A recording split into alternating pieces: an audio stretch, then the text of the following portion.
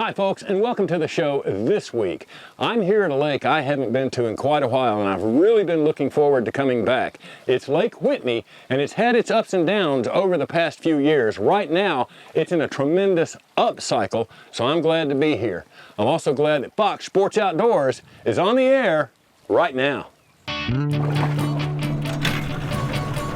You're watching the only program with weekly fishing reports and real-time outdoor news from the Southwest region. This is Fox Sports Outdoors. Hi folks, my name is Brian Hughes, and in addition to hosting the Texas Fishing and Outdoors show on the radio, I am the Fox Sports Outdoors Lone Star Lakes insider reporter for the Southwest region. I'll be guest hosting this episode for Barry Stokes today from beautiful Lake Whitney, located just outside the town of Whitney, Texas.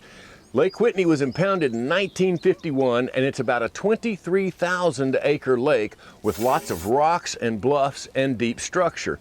It's got good crappie, catfish, largemouth bass, and striped bass fishing, and what we're gonna go after today, the white bass. Now, we're gonna have your insider reporters from around the region with their local freshwater and saltwater reports, as well as your Coast to Catch of the Week and the Ask the Pro segment. Right now, it's time for me to get the Tracker Pro Team 195 off the trailer and in the water so we can go and catch some fish. So we're gonna send you back to the FSN studios and your weekend planner. According to the Salooner tables, it will be fair fishing all the way around this weekend. Look for peak morning hours to begin before sunrise both days and again at 4:47 on Saturday afternoon and 5:47 p.m. on Sunday. Expect the sun to rise at 6:42 and set at 8:08. And evenings will feature a crescent moon that is only 15% visible. We'll be right back with fishing reports from around the area, and we'll talk catfishing on this week's Ask the Pro. Back in a bit. All right, we've got the boat out on the lake. We're just looking now as we idle along for some structure to fish. That's humps, road beds, anything we can find that's holding bait fish. As I idle along, I'm gonna mark some spots. Got my marker right here. We're gonna toss that out. Now the weather is back and forth. The forecast has rain, the forecast has wind, the forecast has clouds. We'll just have to see how the day goes when we come back on Fox Sports Outdoors. Fox Sports Outdoors is brought to you by Tracker Boats. It's more than a boat, it's a tracker. Mercury Marine, go boldly. Lowrance Electronics, celebrating 60 years of fish finding excellence. Find, navigate, dominate.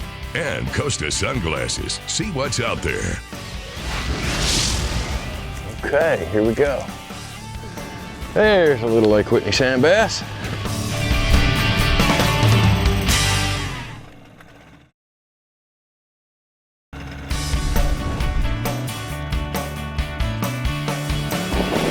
There he is. Okay, all right, here we go.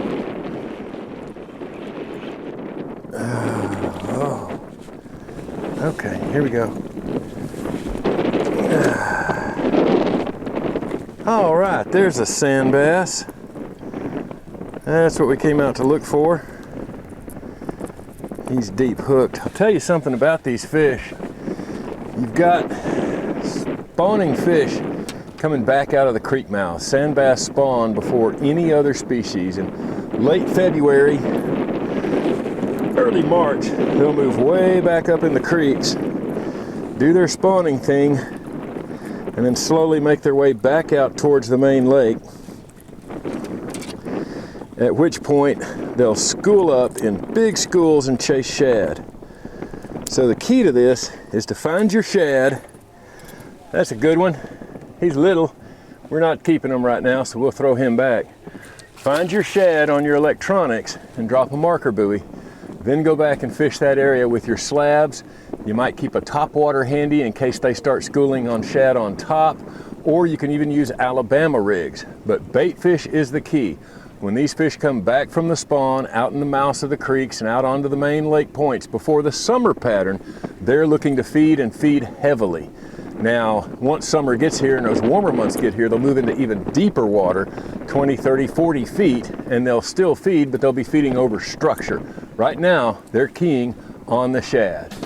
Now let's get you some lake reports from your local region in freshwater and saltwater from our insider reporters. Hey friends, old Cajun Phil here with the Fox, Louisiana Outdoor Fishing Report. I tell you what, you can see the wind is howling, and it's been doing that for a bunch of days. That messes up the fishing, or at least slows it down a little bit. Our guides have been going out there regardless of the wind. They're still coming in with decent catches of speckled trout and redfish with a few flounder thrown in there. That's here on Calcasieu Lake. Now on the other end of the state, let's talk a little bit about the eastern part. Shell Beach, Hopedale, Venice, they're all on fire right now, catching lots of fish. Down in Houma, talking to Bill Lake this week. Bill Lake's catching his 100 a day. Over there is 25 per person. They're coming in with a lot of trout over there. Most of those are being caught on live bait, although a lot of plastics are working really fine right now. They said that the motor oil color's been doing really good, and also the white with the chartreuse tail's been doing good. Those two colors have been working really well. As far as the bass fishing goes, right now, I'll tell you what, I'd go to places like Toledo Bend, Lake D'Arbonne, Caddo Lake. Those lakes are producing good fish. They're in a transition right now. You're going to catch some of them deep, you're going to catch some of them shallow. Most of the fish down on Toledo Bend, I know, has been caught down around Pirates Cove. They have been throwing some rattle traps over the grass, picking them up right now. But most of the fish already start working a little bit deeper. Our guide, Joe Jocelyn, says deeper water is working better. 15 foot of water, Carolina rigging off of the points is doing really well. There he is.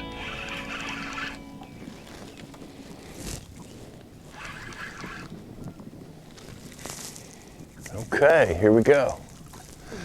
There's a little Lake Whitney sand bass. White bass, I should say. The proper name is white bass. Nicknames include sand bass and sandies. And I spoke a little bit earlier about structure.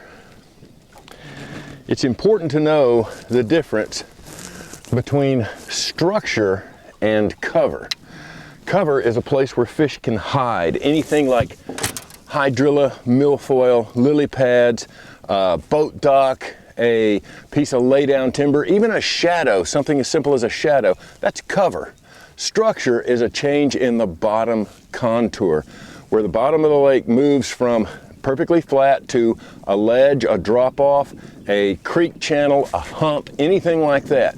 We're out here on the main lake on a big hump very near the mouth of the creek, where these sand bass have returned from the spawn, migrating back out into the main lake, and they stopped at this very first little hump off the bank. We're going to throw him in the live well. We're going to see if we can get some more for you right here on Fox Sports Outdoors. All right, he looks pretty good. Let's get him in here and see for real. Come on.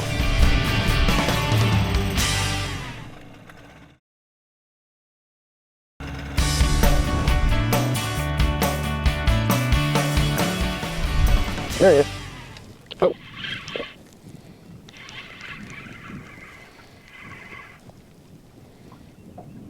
All right, he looks pretty good. Let's get him in here and see for real. Come on, there's a good one. There we go, that's what we're looking for. That's the kind of white bass we want to catch right there. Now the limit on this lake is 25, and they must be longer than 10 inches.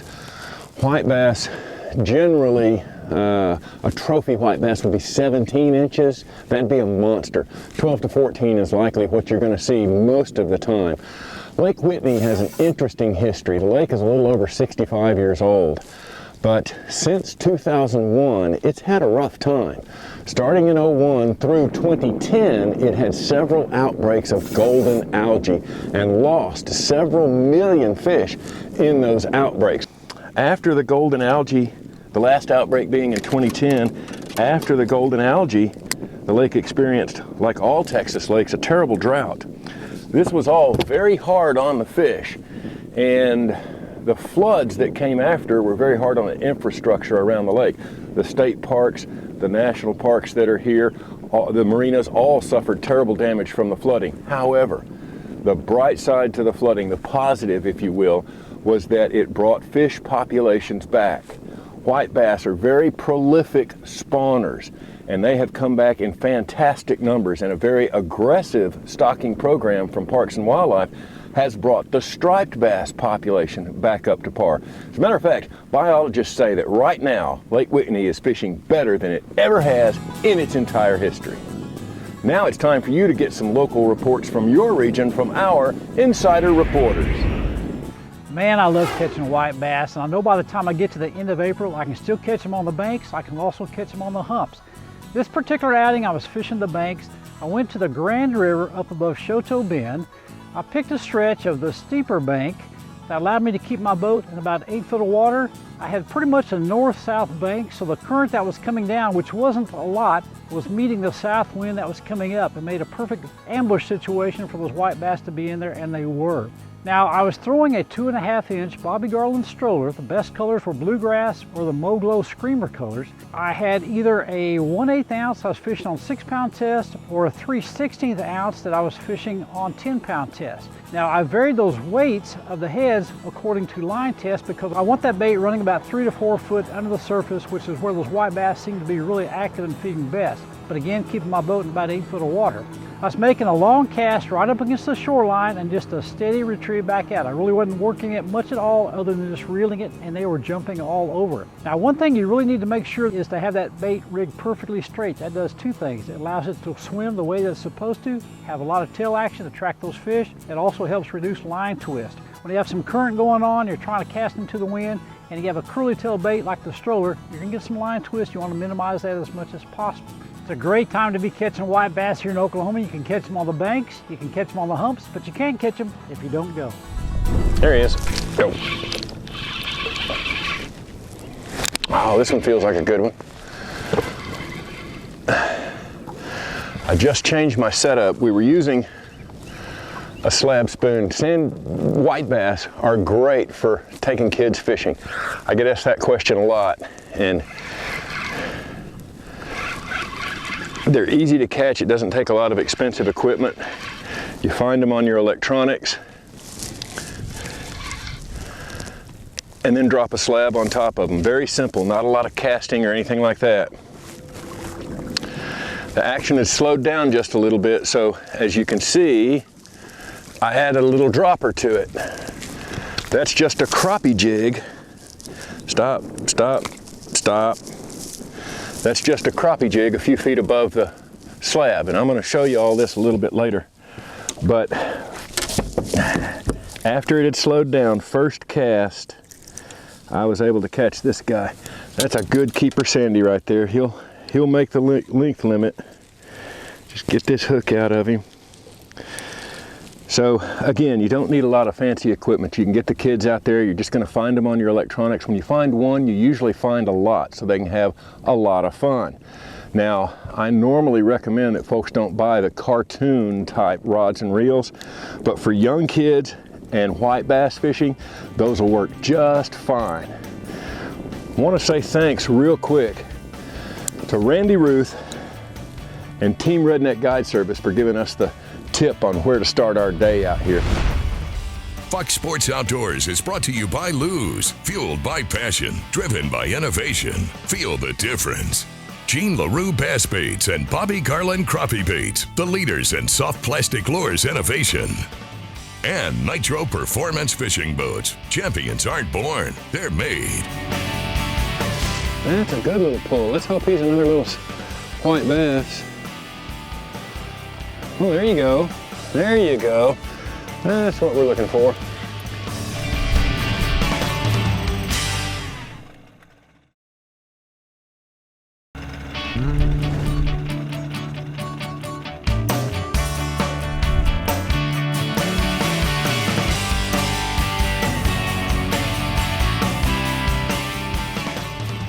Oh, there he is. All right, well, it looks like we have another one. Oh, he feels pretty good. That's a good little pull. Let's hope he's another little white bass. Oh, there you go. There you go. That's what we're looking for. You know, again, these are great for kids to catch for a couple of reasons. And one of those is that usually when you find them, you're going to find a lot of them, and they're going to get to catch a lot of fish. They're going to get to catch pretty much as many as they want to catch. You'll have to wade through some small ones to get there, and we've caught a lot of fish today. Some of them weren't big enough to make camera.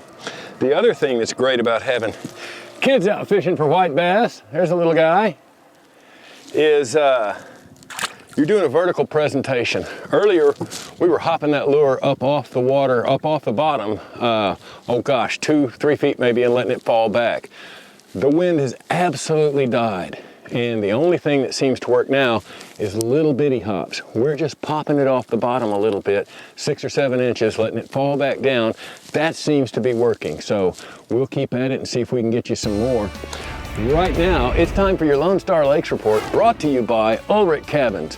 Whether you need a fishing lodge, a hunting retreat on your property, or just a place to relax, Ulrich is ready to build your dream cabin. Check out mytexascabin.com for your Lone Star Lakes viewer discounts. Now this week we're going to talk about another great hybrid and white bass lake. That's Lake Tawakoni. It's on fire right now. Do the same thing there for your whites, and remember that when you're using a smaller slab for white bass, you may also catch some of the bigger hybrids. So you may be using spinning gear, but I recommend braided line of about 20-pound test or better. If you do want the hybrids, go with a little bit bigger slab and use a different retrieve. Instead of a straight up and down hop, drag, reel, pop the button, let it fall back down. Reel, pop the button, let it fall back down. And over at Cedar Creek, the crappie are on the boat docks. You can use the shooting technique to fire your jig back up under that dock, let it sink, and those paper mouths will pick it up for you on Cedar Creek. That's this week's Lone Star Lakes, brought to you by Ulrich Cabins. Now let's check in with Mr. Bill Olson. He's on the coast. Hi folks, Texas Outdoors Journal brings you this week's report, and our May issue is now on sale on newsstands with timely tips for some great fresh and saltwater fishing and exciting wild hog hunting. These are a few examples of why Texas Outdoors Journal has been named the #1 major outdoor magazine in Texas for 19 years. Pick up a copy on newsstands or subscribe at texasoutdoorsjournal.com or call 800-222-4TOJ. Well, anglers should enjoy more light wind days and even better fishing as we head toward May. Trout continue to spawn around grassy shorelines and bars. An influx of bait has successful anglers matching the hatch and downsizing their lures. Bait and game fish continue to come into bay systems through Texas jetties. Look for good action early on Unfair Lures Dog Walker or Floating Rip and Slash. Then switch to a Bass Assassin on as light a jig head as you can fish. The back lakes on Matagorda and St. Joe, as well as Mustang Islands, have been producing some reds and trout. On falling tide, set up around the mouths of these areas to catch fish waiting for an easy meal. The land cut continues to be a place to hide from the wind and catch fish. Drift along the west side, throwing soft plastics, live bait under a rattling cork, or topwaters. Up around the Arroyo and Community Bar has produced for Lower Coast anglers fishing Port Mansfield. This weekend, Saturday has a double tide schedule of 2 high and 2 low tides. This Sunday has a single tide schedule of 1 high and 1 low. I'm Bill Olson, and I'll see you on the coast. We really had a blast this week fishing Lake Whitney and catching white bass. We couldn't possibly show you all the fish we caught in just a half-hour program, but we did have a lot of fun doing it. Up next, we're going to do the Costa Catch of the Week and tell you who the winner is of a new pair of Costa sunglasses. We're going to answer the viewer question on our Ask the Pro tip segment, and I'll be back with a wrap-up of this week's program right here on Fox Sports Outdoors. Be sure to join Fox Sports Outdoors again next week, Thursday at 5:30, or catch the repeat airing Saturday morning at 8. And you can always watch the latest episode in full HD on the front page of our website at foxsportsoutdoors.com. Plus, catch up on all past episodes by clicking the archive button. And see lots of our how-to and product videos by selecting the how-to button. Join our online fishing community. Just click the like button on our Facebook page for access to daily posts with lots of fishing news, videos, and frequent giveaways. And stay up to date with all the latest fishing information and photos by following our Twitter feed.